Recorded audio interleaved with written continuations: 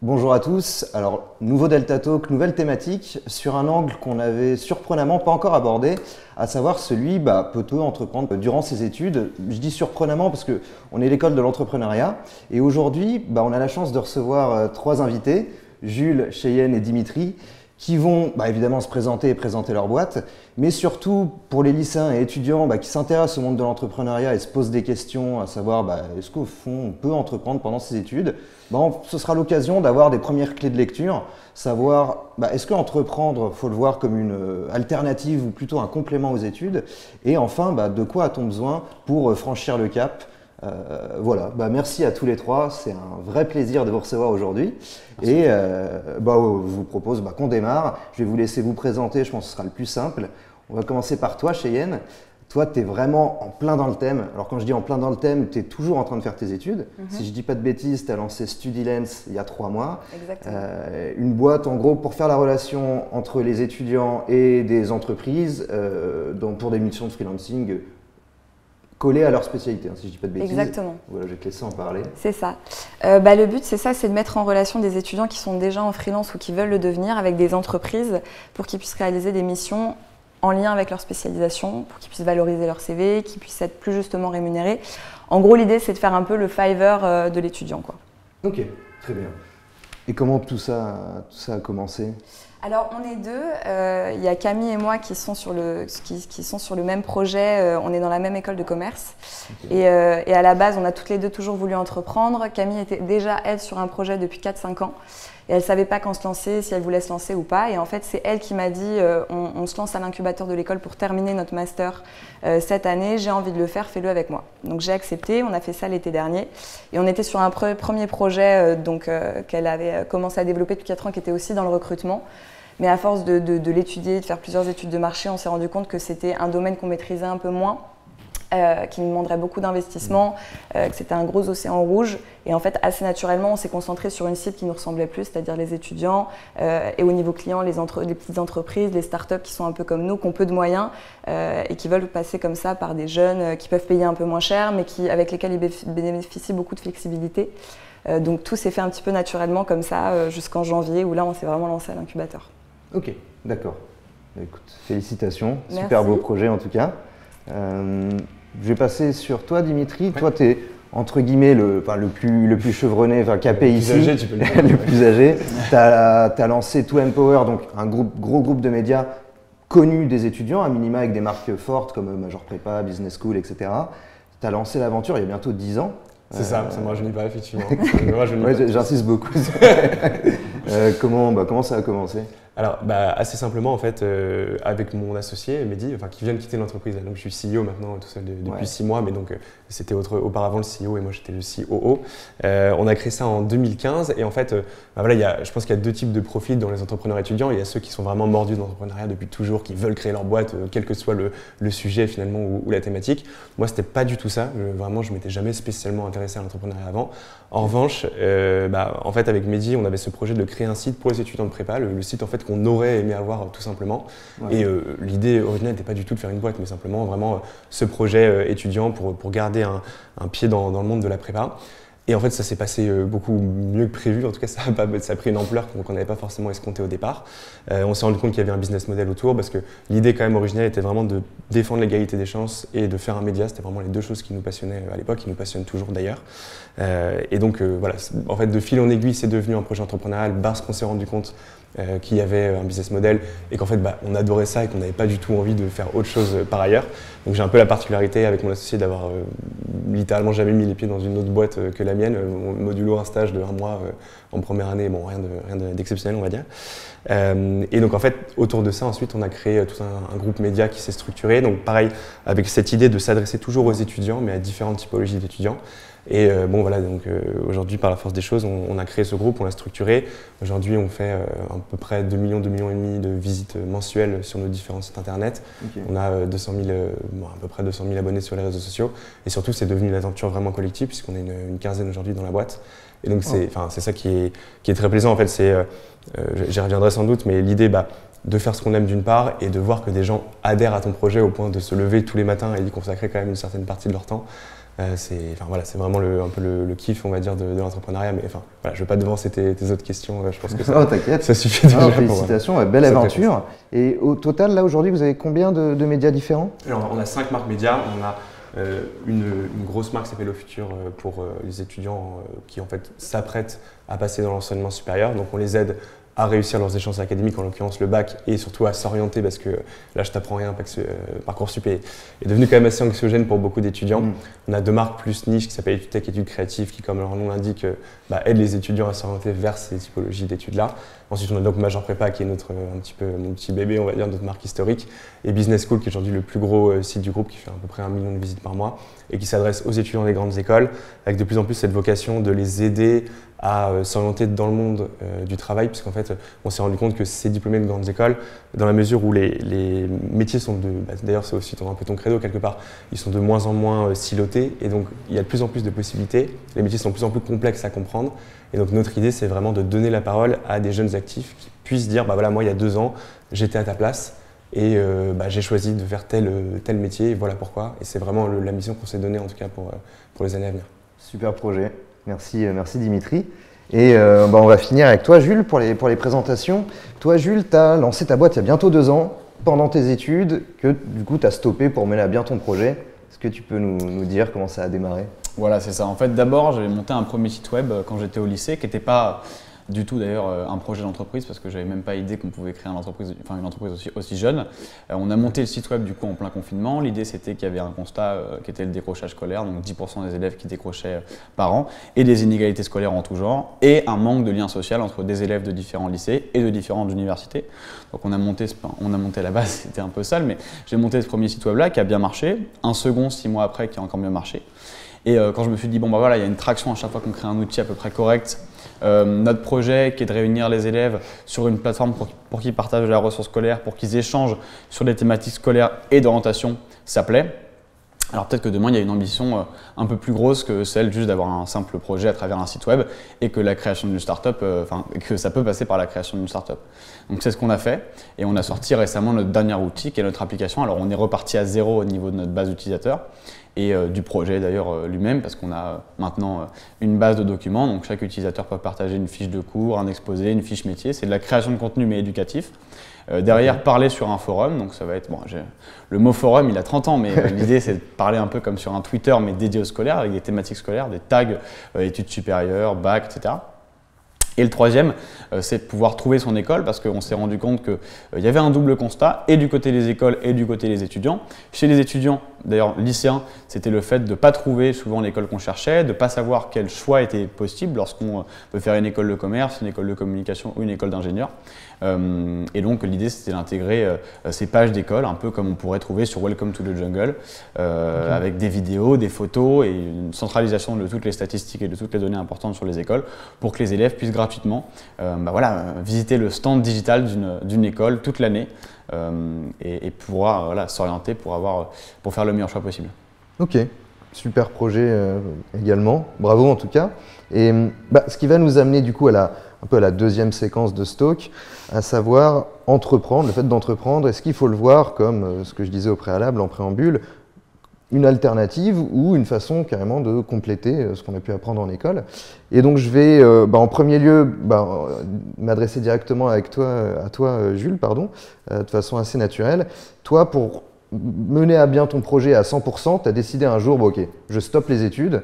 Est-ce que parce que tu as considéré que ton école, en gros, n'avait plus rien à t'apporter, que tu apprenais suffisamment seul sur le tas, ou alors c'était plus une question de, en fait, j'ai juste pas le temps, quoi. Je suis complètement entraîné par la machine.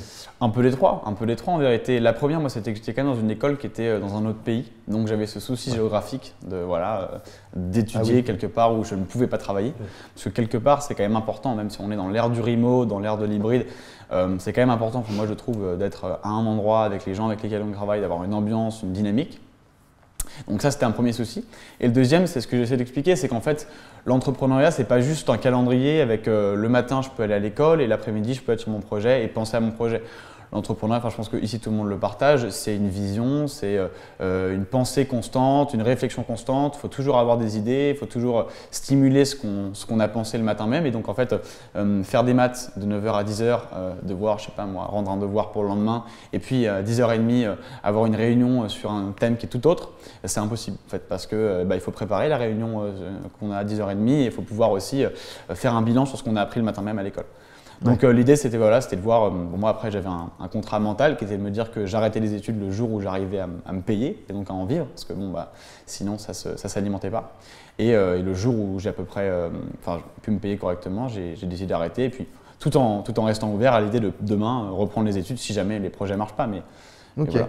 Très clair. Ouais, il y avait un petit côté schizophrénique, comme tu disais, le matin je suis en cours et j'enchaîne directement avec une réunion de boulot. Et même, il y a aussi c'est un état d'esprit, je trouve, le fait d'être entrepreneur, c'est tu te conditionnes à un emploi du temps mental, à une routine mentale qui est tout autre que celle d'un étudiant. Et l'air de rien, quand tu vis avec des étudiants, tu n'as pas la même dynamique, tu n'as pas les mêmes soucis, tu n'as pas les mêmes sujets. Ouais, c'est et clair. donc voilà, ça c'est aussi un sujet qui est… Ouais, tu peux sentir une déconnexion vis-à-vis de tes camarades de classe, c'est clair. Est-ce que toi, Dimitri, est-ce que c'est un constat que tu partages, sachant que toi, tu as réussi à mener To Empower là où on en est aujourd'hui, tout en finissant tes études à Neoma, je dis pas de bêtises. Oui, c'est ça, absolument. Déjà, je trouve ça assez admirable ce que tu as pu faire, parce qu'il faut quand même avoir un sacré courage. Moi, pour le coup, je pense que j'aurais pas fait ce choix-là, mais encore une fois, je pense que tu avais une vraie démarche très entrepreneuriale dès le départ, et moi ce qui n'était pas forcément le cas. Donc le temps que j'intègre le fait qu'en fait oui, c'était vraiment une boîte, ça m'a pris déjà un petit peu de temps. Et puis moi je viens d'une famille, mon père il est ingénieur, il est rentré dans un grand groupe à 25 ans, il en a 61, il vient tout juste de le quitter pour prendre sa retraite. Donc déjà quand je lui dis que je voulais créer une boîte, il a à moitié fait une syncope. Si je lui ai dit qu'en plus j'ai arrêté mes études, je pense que là vraiment j'aurais eu sa mort sur la conscience.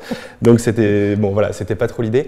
Mais en revanche, je pense que ça m'a appris beaucoup de choses. Enfin, je regrette pas du tout ce choix a posteriori. Bon, déjà, il faut être honnête sur quelque chose, c'est que c'était aussi possible parce que c'était, ça se goupillait bien avec mon projet. Si j'avais eu un projet industriel avec des contraintes horaires beaucoup plus fortes et géographiques beaucoup plus fortes, parce que là du coup c'était la culture du remote en fait avec mon associé à HEC, donc on se voyait quasiment jamais en fait, donc on passait notre vie à discuter sur WhatsApp, ça n'aurait pas été possible. Et c'est vrai qu'un projet dans le digital, ça a quand même énormément d'avantages quand on est étudiant. D'ailleurs tous les trois on fait quelque chose dans le digital, d'une part parce qu'il y a des coûts de structure inhérents qui sont très faibles au départ, et ensuite parce que ça permet quand même une grande flexibilité. Donc c'est vrai que si j'avais eu un autre projet, ça n'aurait pas été possible.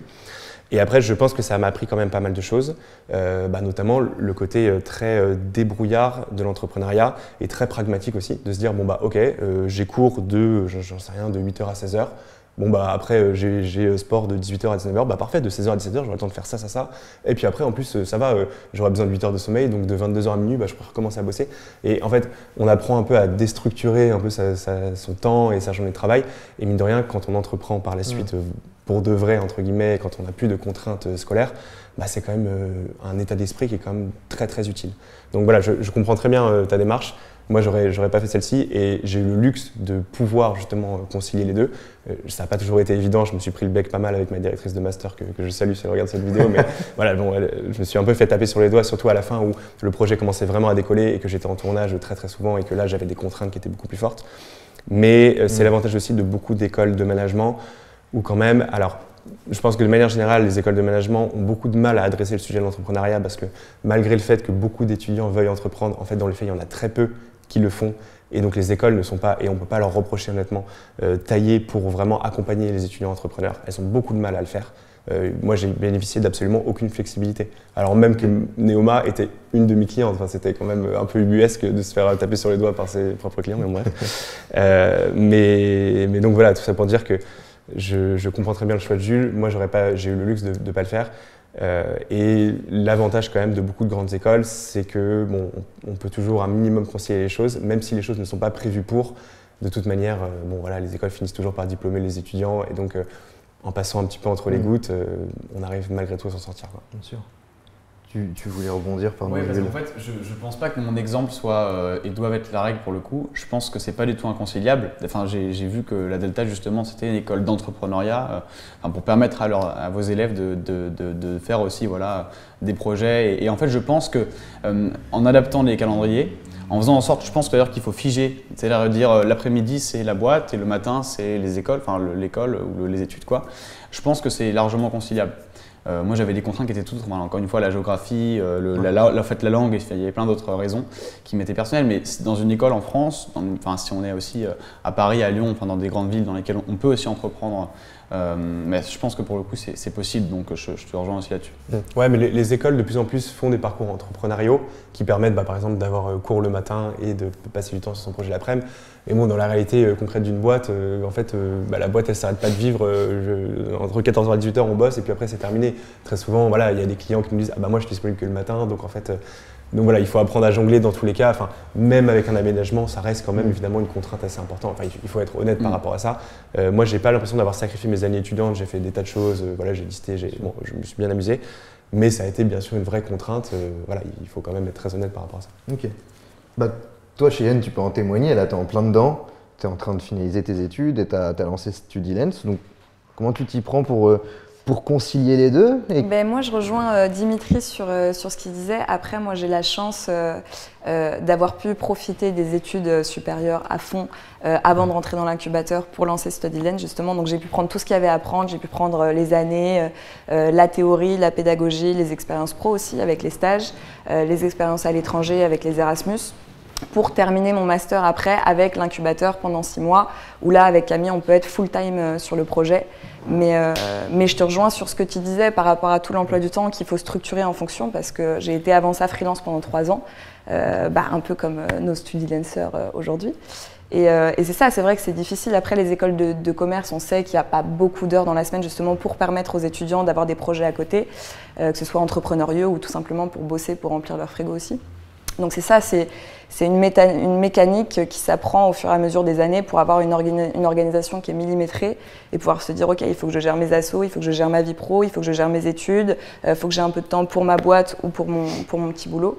Et c'est une mécanique qui sert beaucoup après justement quand on se lance, parce que c'est ça, au début on est tout seul, on n'a pas encore de salariés, donc il faut être à la fois community manager et à la fois gérer les comptes et à la fois faire des prises de parole et faire plein de choses à la fois, et c'est bien d'avoir eu cette mécanique de déconstruction justement. Très bien, très clair. Et on va arriver à la partie que je préfère du moins, c'est un peu plus la partie conseil, à savoir comment on peut franchir le cap quand on est étudiant. Et c'est particulièrement intéressant parce que là, vos conseils valent quand même de l'or. Toi, typiquement, chez Yann, on va continuer avec toi.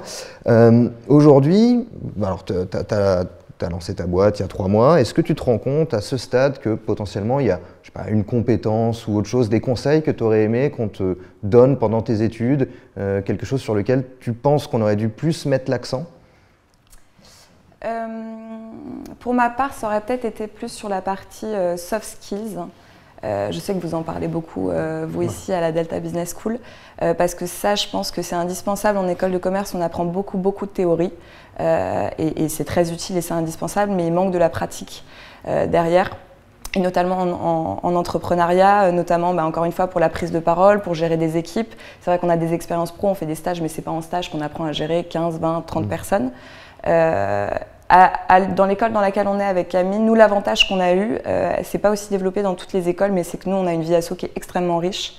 Et quand on s'investit, nous, dans la vie asso chez nous, c'est une expérience en or et hyper enrichissante, parce qu'en fait, ça nous permet pendant 5 ans de vraiment mettre en pratique la théorie qu'on a en cours, et ça nous permet de gérer de manière assez ludique, assez autonome, tout ce qu'on apprend, et de nous permettre notamment de se dire ok, il faut gérer des équipes de 30-40 personnes, de jeunes qui ont juste envie de faire la fête, qu'on ne paye pas évidemment, et qu'il faut motiver et qu'il faut faire bosser sur des projets comme ça. Donc ça apprend énormément. Ok, top. Et un peu à l'inverse, toi Dimitri, quels enseignements, choses que tu as pu apprendre en business school ont été particulièrement utiles pour amorcer ton projet et le développer jusqu'à aujourd'hui? je vais répondre à ça, mais juste, je voulais revenir sur la première partie de ta question, sur justement le temps pour entreprendre. Enfin, c'était plus ou moins ce que tu évoquais juste à l'instant. Et en fait, je trouve qu'il y a une notion de coût d'opportunité qui est hyper importante en entrepreneuriat, c'est-à-dire à quel moment je prends vraiment des risques, si je gagne, il se passe quoi, si je perds, il se passe quoi, en quelque sorte. Et c'est vrai que beaucoup de gens se disent naturellement que le meilleur moment en fait, pour entreprendre, c'est juste à la sortie des études. Mais en fait, pour moi, c'est limite le pire parce que c'est le moment où tu as un prêt sur le dos, la plupart du temps. Pour le coup, là où tes petits copains vont travailler dans des grandes entreprises, étoffer leur CV, là tu prends un risque qui est quand même considérable et si ça se passe mal, tu te retrouves un petit peu sur la paille. Alors que quand tu es étudiant, tu n'es pas censé gagner de l'argent ou alors aussi sur des petits boulots. Mais donc c'est quand même un moment où a priori tu n'as rien à perdre et pour le coup tu prends quand même une avance considérable sur les autres. Donc pour moi c'est vraiment, soit tu choisis d'entreprendre au moment où tu es étudiant et justement c'est le moment de faire des erreurs ou au contraire pourquoi pas d'avoir un projet qui est pérenne et pour le coup là c'est le Graal on va dire. Ou alors éventuellement d'entreprendre peut-être 5-10 ans après quand on a un certain carnet d'adresses, quand on a acquis certaines compétences. Là je pense que ça peut être aussi opportun. Moi c'est pas le choix que j'ai fait mais je vois aussi beaucoup de personnes le faire. D'ailleurs c'est plus ou moins le choix que toi tu as fait avec la Delta. Mais voilà, je trouve que c'est un peu je voulais parler de ça parce que je trouve qu'il y a beaucoup d'étudiants qui pensent qu'en fait le meilleur moment, le moment opportun c'est juste après la sortie des études. Alors que voilà, je pense qu'on regrette pas tous les trois le choix qu'on a pu faire d'entreprendre pendant les études. Donc petite parenthèse, et donc sur ta question précisément. Moi, j'ai appris certaines choses effectivement théoriques, pratiques. Je me suis rendu compte un peu plus tard que ça me servirait, des notions de marketing, de stratégie. Au début, ça paraît un peu hors sol, un peu diffus. Et puis en fait, au bout d'un moment, notamment quand la boîte grossit, on est confronté à ces sujets-là. Et là, on se dit ah oui, ok, ce truc que je trouvais un peu bullshit il y a 3 ans, en fait, c'est super utile. Ça, c'est vrai. Maintenant, je trouve qu'il manquait beaucoup ce côté retour d'expérience, notamment dans mon master entrepreneurial que j'avais choisi parce que ça me paraissait être le plus logique. Et c'était très théorique et c'était bien, il fallait de la théorie, bien sûr. Mais je trouve que rien ne remplace ce qu'on peut trouver dans ce qu'on fait là ou dans différents podcasts, ce côté vraiment retour d'expérience. Et c'est un peu la multiplicité des retours d'expérience empiriques qui, pour moi, est vraiment utile. Et je trouve que justement, c'est intéressant que des initiatives comme les tiennes se développent parce que les écoles de management classiques sont très contraintes par les accréditations. Et donc, elles sont obligées d'avoir des enseignants-chercheurs qui, en fait, viennent du monde académique et qui n'ont pas forcément ce retour très concret du terrain. Et ça, c'est quelque chose qui, je pense, manque cruellement aux étudiants qui veulent se lancer en entrepreneuriat.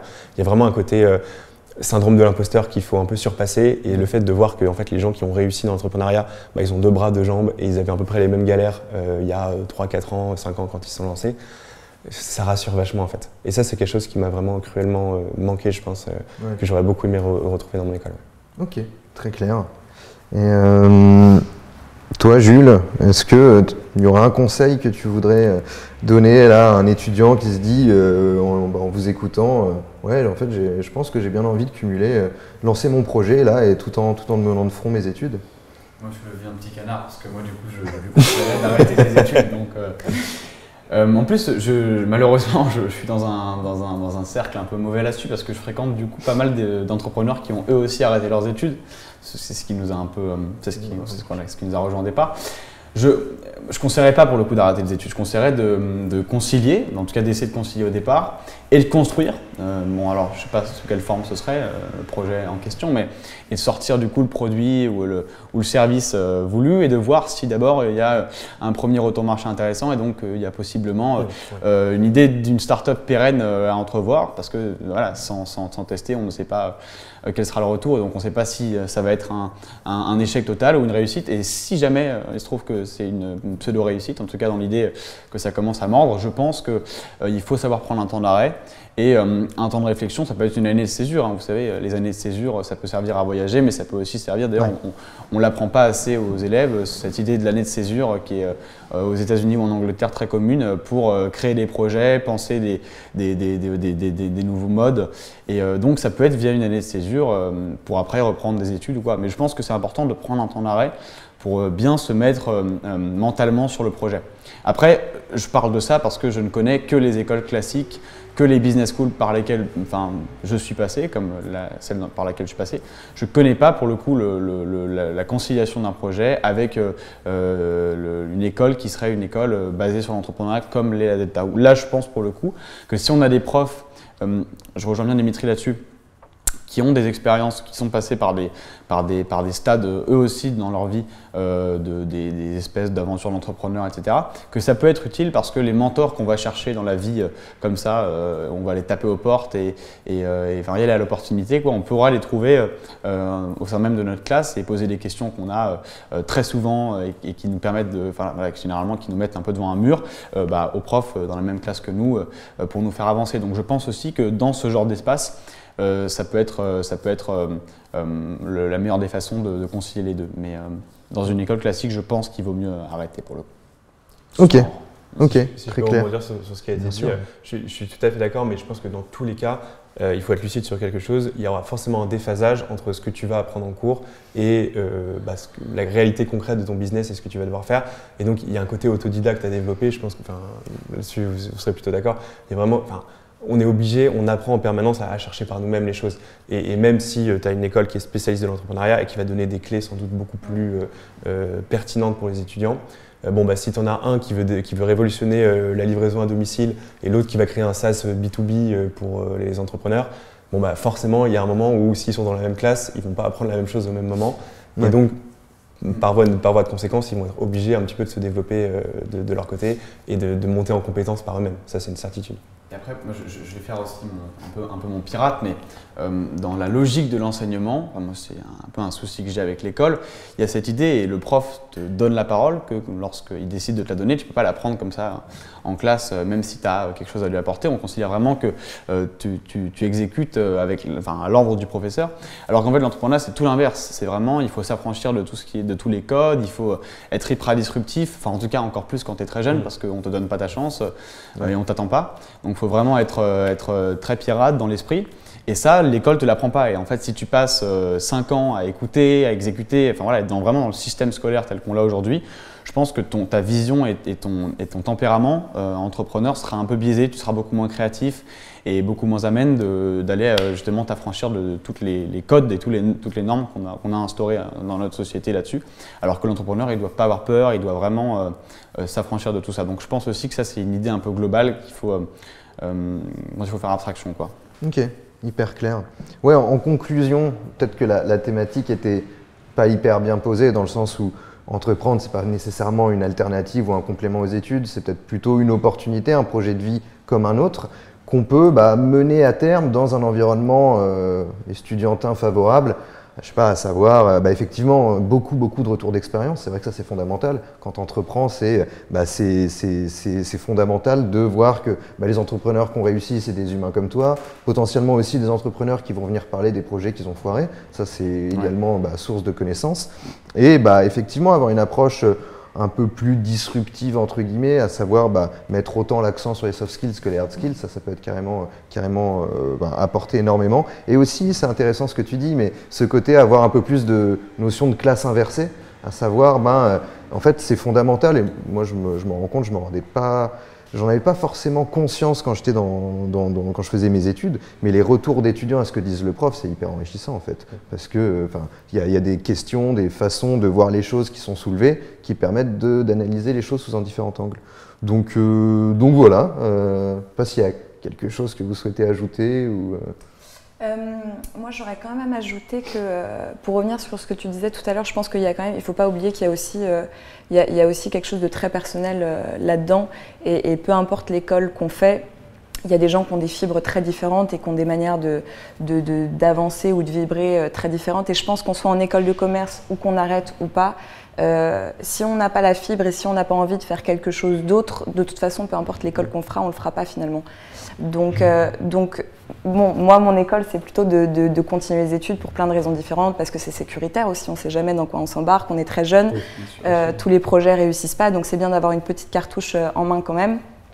Et je ne suis pas sûre que ça tue quand même la créativité, au contraire, je trouve qu'à travers plein d'autres projets, et en étant en contact avec plein d'autres jeunes, qui n'ont pas forcément la même manière de réfléchir, qui n'ont pas forcément envie de se lancer, ça permet justement de stimuler sa créativité et puis d'avoir une espèce d'émulsion comme ça de personnes, de parcours, d'imaginaire, d'ambition.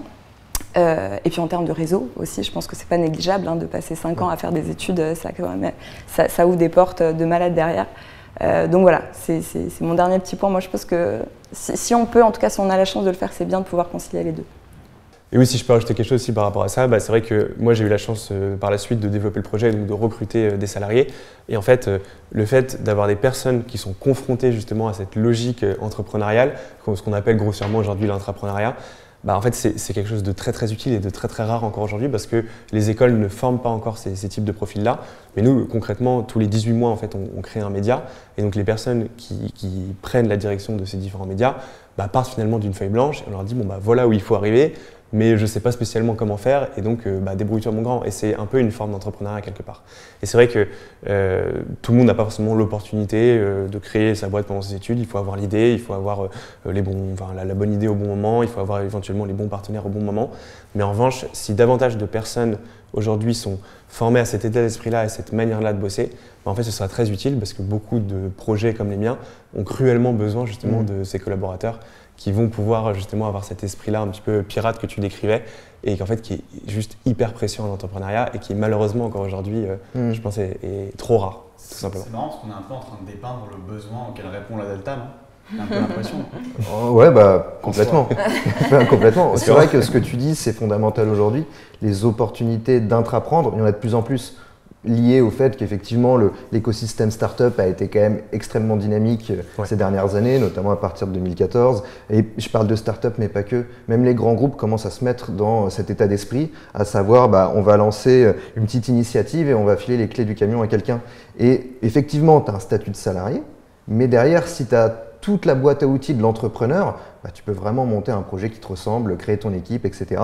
Et ça, c'est des vraies opportunités qui existent aujourd'hui. Donc, et fondamental de les adresser. Une véritable envie en fait. Nous, on fait des études auprès de notre lectorat, donc c'est des étudiants qui aspirent à entrer dans les grandes écoles. Et il y en a un tiers, c'est quand même énorme, et ça monte chaque année 2-3% en plus, qui déclarent vouloir à terme créer leur entreprise. Ce qui est juste colossal, parce que dans les faits, en fait, il y a quelques pourcents à peine de ces 33% qui vont effectivement créer une entreprise.